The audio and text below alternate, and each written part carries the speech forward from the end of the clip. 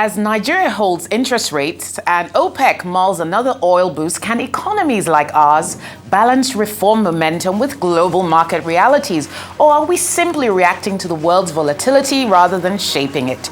This past week, the economic headlines have come thick and fast. Good morning. Today, from Ghana finally hitting its IMF debt sustainability threshold to OpenAI betting $6.5 billion on the future of AI hardware. It's been a roller coaster week, and back home here, the CBN holds rates steady at 27.5% amid easing inflation, while the majority of Nigeria's bureau de change operators scramble to meet looming recapitalization deadlines. Meanwhile, Tesla is back in the spotlight as Musk pledges to dial back his political commitments and refocus on steering the car giant following disappointing quarterly profits. And in orbit in space, Virgin Galactic says the next round of space flight tickets could exceed $600,000 a seat. And just when you think you've caught your breath, OPEC Plus hints at a surprise oil output bump, while Moody's slaps a downgrade on the US credit rating. We've got a lot to unpack for you this week, but stay tuned. Don't worry, I'll help you catch up. I'm Rolake Akikubefilani. Well, as I start with global energy commodities, the big news here is, of course, OPEC saying it's likely to increase production daily output from the body by around 400,000 barrels a day from the start of July. And that's got markets a bit worried. As you can see, the week-on-week change in Brent was 0.6% down to close trading at $64.93. WTI crude was also down by 1.2% week-on-week. Natural gas was down by 0.6% week-on-week, and RBOB gasoline was down by 0.93% week-on-week. Let's take a look at equities markets here. The all-share index in Nigeria ended the week at 109,028.62 points to close down 0.62% week-on-week. And if you look at the week-on-week spectrum, deals were down 2.8%, but the volume was up 47.6% and value is up by 10.94%. All share market capitalization, equity capitalization, is at 68.75 trillion naira, creeping up very gradually towards the 70 trillion naira mark. Let's take a look at equities markets in Africa. Of course, we start with Johannesburg, which was up week on week by 0.98%, but Ghana unfortunately was down. Major slumber there for some of the key mining stocks on the Accra exchange, down by 5.2%. Nairobi was down by 0.2%, and Casablanca in Morocco was down by 1.97%. Let's take a look at North America. No surprises here, of course. The Dow Jones Industrial Index was down, as was S&P 500 and NASDAQ. After weeks of de-escalation in tariff tensions, we're seeing a likely pickup with Trump threatening tariffs on iPhone imports into the US, as well as threatening a 50% tariff on EU imports. Trade tensions seem to be escalating. We thought there was a bit of a truce, a détente, but that doesn't seem likely, and markets don't like that sentiment. Well, let's take a look at my top picks from around the world for this week. I start with OpenAI has done its biggest acquisition since inception. It has acquired AI software called IO for a $6.5 billion share deal. Now, it has also poached the former designer at Apple, a guy called Johnny Ive, to come and work and drive that hardware startup. Now, the AI hardware startup will allow the creation of AI products that integrate seamlessly into daily life. So we might see an OpenAI-backed smartphone to rival the Apple iPhone. And of course, Apple shares actually responded not very well to this. There was a bit of drag on the Apple trading of Apple stocks after that announcement. But this is a really big one for OpenAI, showing its commitment to capturing pretty much more of the AI value chain. CBN here in Nigeria held the monetary policy rate, the benchmark rate, held it at 27.5% amid easing inflation. Now, relatively good news for equities markets, bond yields and treasury yields around the 18%, 17% mark on average. But also the CBN citing the narrowing of the exchange rate gap and the slight moderation in food inflation, all of which prompted the CBN to to hold rate at the last sitting of the Monetary Policy Committee. It also kept the cash reserve ratio of commercial banks at 50% and, of course, for merchant banks at 16%. The liquidity ratio was held at 30%. So is that good news for Nigeria? We'll see what the next cycle of monetary policy decision-making yields. But not a bad picture. Let's just put it that way.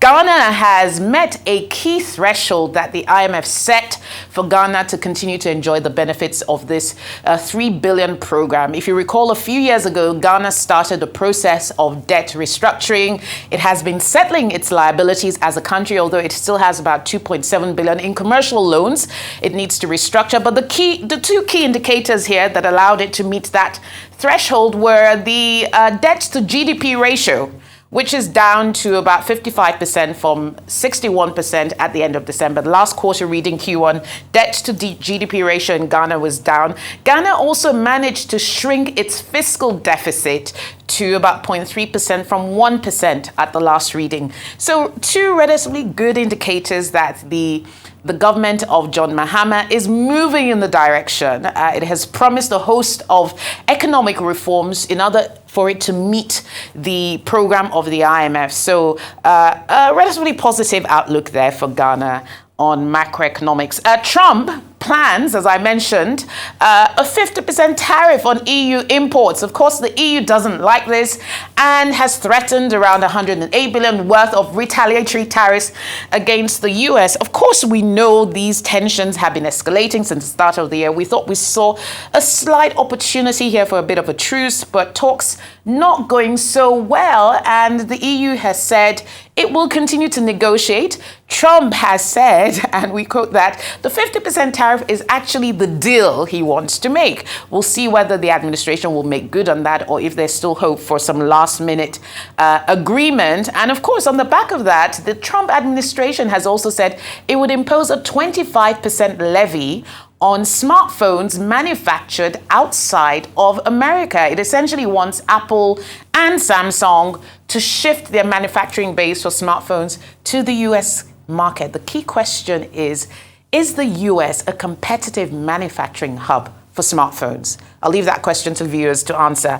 But essentially, Trump gunning for a bit of a concession here from those smartphone makers, and we'll see how the talks pan out with the European Union. And finally, Uganda has secured an $8 million loan from the Islamic Development Bank.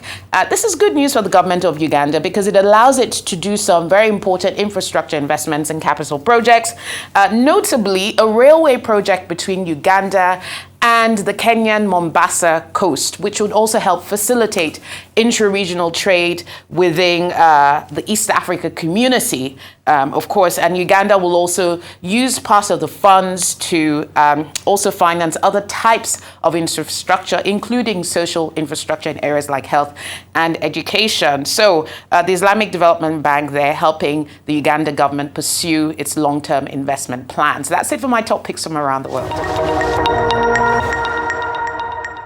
Now let's take you to other top stories from around the world. We start with outer space. Virgin Galactic Holdings Incorporated stated that when it starts selling space travel tickets again in the first quarter of 2026, it will raise the prices. Tickets for suborbital thrill flights, as they're known, on the company's next Delta spacecraft had been priced at over $600,000 per seat, and it was founded by Richard Branson. When company management called analysts following Virgin Galactic's first quarter results on Thursday, they did not reveal a new price tag specifically.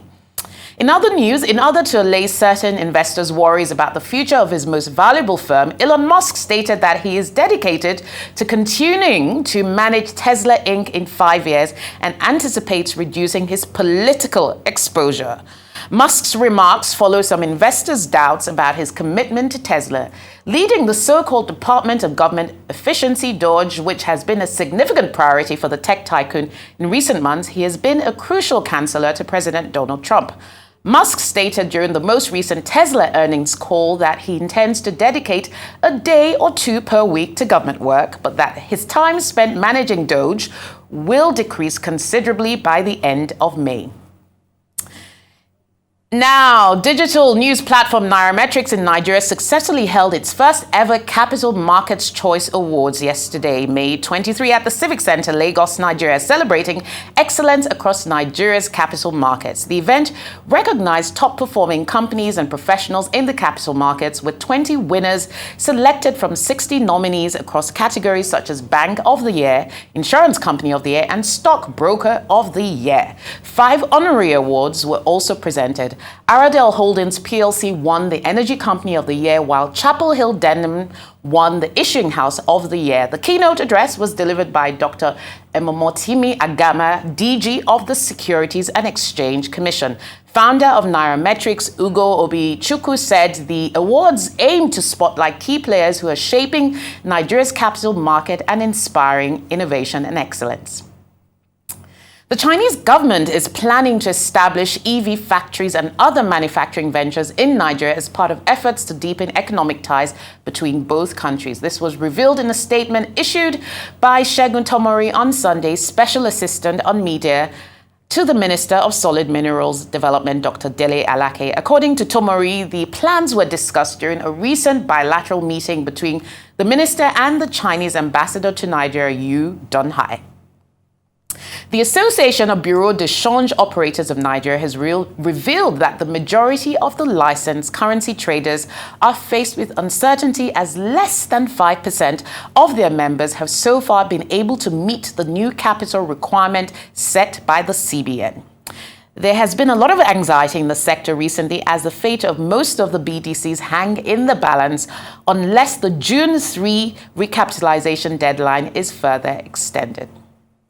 The Nigerian government has declared its intention to provide interested Nigerians a 753-unit housing complex in Abuja that was reclaimed from the former troubled CBN governor, Godwin Emefiele. The estate, which consists of duplexes and flats on the outskirts of the capital, Abuja, and is currently in various stages of completion, will now be developed and made available to the public, according to a statement released by Ahmed Dangiwa, Minister of Housing and Urban Development. The ministry received the estate, which is situated in the local Goma district, from the Economic and Financial Crimes Commission. And finally, following the renewal of its international money transfer, operator and super agent licenses with the Central Bank of Nigeria and the payment of all outstanding fines, the Nigeria Postal Service, NIPOST, has announced that it will restart financial services both domestically and internationally. The IMTO license, which had been suspended actually for about 8 years, was renewed last year after penalties were paid, enabling NIPOST to resume both domestic agency banking and international remittance activities. Tola Adeyemi, Postmaster General and Chief Executive Officer, told journalists in an interview.